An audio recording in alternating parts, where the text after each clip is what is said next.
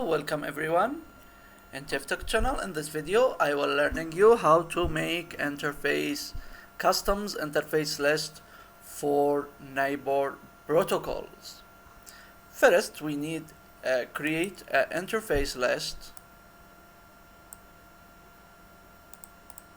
like put any name. Example here I will put name neighbor list neighbor show neighbor view.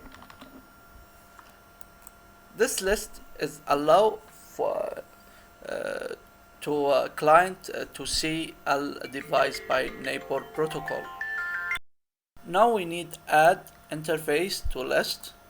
Example, I will adding the control bridge and control interface. Okay, any interface we can add it, and click here IP neighbors. We can here see the mikrotik and every interface we can see, and now we need hidden everything exception control list.